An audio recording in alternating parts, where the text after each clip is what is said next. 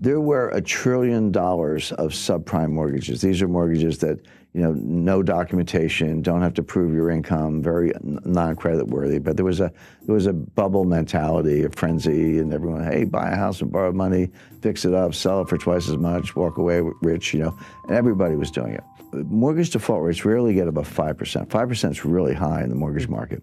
So people were saying, smart people like Ben Stein, the financial analyst, but the central bank and others were like, well, okay, let's get crazy. Let's assume a 20% default rate, which has never happened, but just assume that's true. On $1 trillion of subprime mortgages, a 20% default rate would be a $200 billion loss, which was only slightly higher than the S&L crisis of the 1980s. Adjusted for inflation, it would have been a comparable loss. And the attitude was, well, we survived the 80s, we'll survive this. Yeah, it's bad, banks will take losses, stock prices go down a little bit, but we'll survive. What they missed is, yes, there was $1 trillion of subprime mortgages, but there were $6 trillion of derivatives. Yeah. That was invisible. So all of a sudden, 20% of that was $1.2 trillion. So you create derivatives out of thin air, and there's no limit on how many you can have. They're off balance sheet, meaning give me the balance sheet of the company, I won't see them. You have to read the footnotes and then the information behind the footnotes. So non-transparent, unregulated, no limit on size. So the crisis was actually much worse than anyone realized. And then when it started to collapse, the contagion spread throughout the financial system. My point about 2008, it was because we did not learn the lessons of 1998, and we flew right into 2008.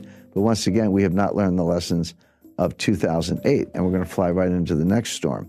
In 1998, Wall Street got together and bailed out a hedge fund. In 2008, the central banks got together and bailed out Wall Street. Who's going to bail out the central banks? In other words, the point is each crisis is bigger than the one before. The intervention gets elevated, larger dollar amounts. And are we now at the point where there's no one left to bail us out? And one of the questions I'm asked most frequently is, okay, Jim, I kind of follow your analysis on how risk works and how complexity theory and capital markets, how that works. But where's the crisis coming from? What's going to be the catalyst? It's actually a long list. Now, student loans, there are $1.6 trillion worth of student loans. So this will go, and kind of this gets to your point, Francis, how do capital markets and money markets and Fed policy kind of leach into debt and deficits? So when a lender, credit union, or anybody, or university makes a loan to a student, and the Treasury guarantees that loan, which they do, it's off budget. Again, it's not strictly a derivative, but it is non-transparent. So then the student defaults, and the credit union, the lender, simply turns to the Treasury and said, here's your loan file, pay me. And the Treasury pays the lender because they've guaranteed the loan. Now it's on the Treasury. But until that point, that loss is not on the books of the United States government. That loss is not part of the deficit. But when the Treasury writes the check to make good on the guarantee, it does go into the deficit. So we think deficits are high now, but there's this $1 trillion tsunami of student loan losses that's going to pile on top of the structural deficits and make it even worse. So all these things are, I spend all my time analyzing these things. I see them all. I can describe them. I can see how they're going to converge into a worse crisis. But in the short run, people either ignore them or they just don't know anything about them. But why would Bernie Sanders even suggest that? And by the way, he's not alone. I think the other candidates have, Elizabeth Warren and Joe Biden and Kamala Harris, one way or another, have suggested that they would do something similar, that we need student loan relief, and that ends up going onto the budget and onto the taxpayers. But there's a school of economics, and I talked about this in Chapter 5 of my book. It's called Modern Monetary Theory, MMT for short. Everyday viewers, everyday people to know anything about it, but more to the point, economists don't know anything about it. This is a new school of economics, if you want to think of it that way. So there is this modern monetary theory, but the leading scholar of modern monetary theory is a lady named Stephanie Kelton, who's a professor at the State University of New York. But she's the financial advisor to Bernie Sanders. What modern monetary theory says is that actually there's no limit on the amount you can spend. You can spend as much as you want, and the market will either buy the debt, or if they balk, the Fed will monetize the debt. So how much debt is there relative to the size of the economy? This is called the debt to GDP ratio, but the way it's a simple fraction you learn in the 5th grade.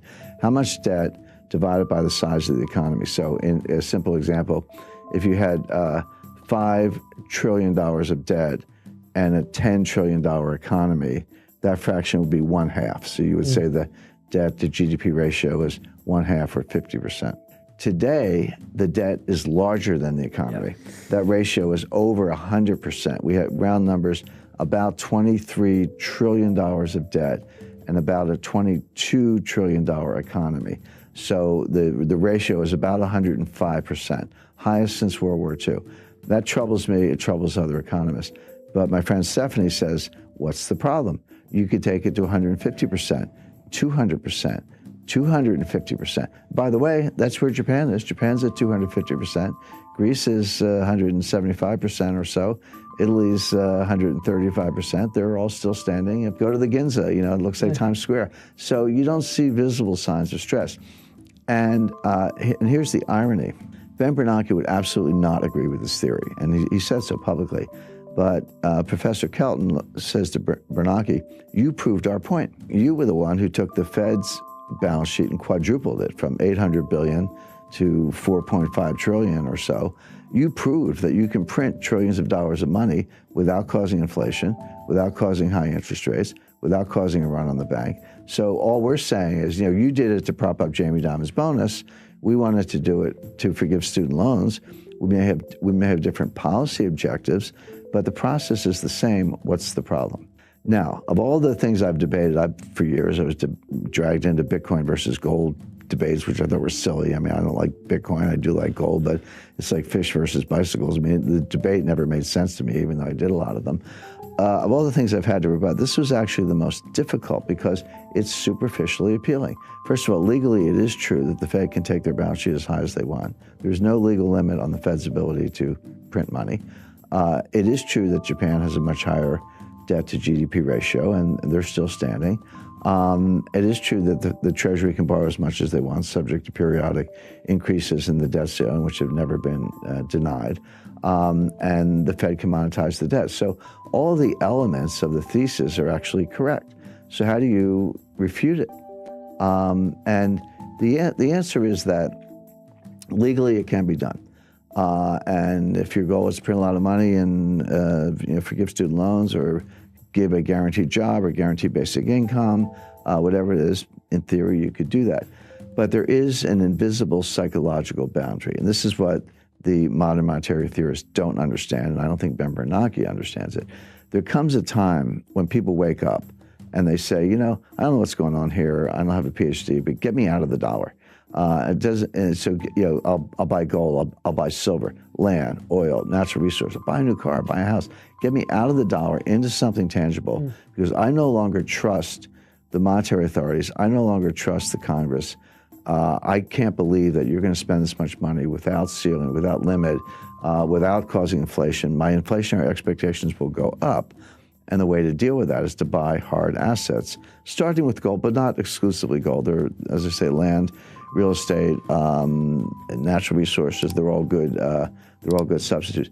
At that point, interest rates will skyrocket. All of a sudden, the bond market will have difficulty selling it.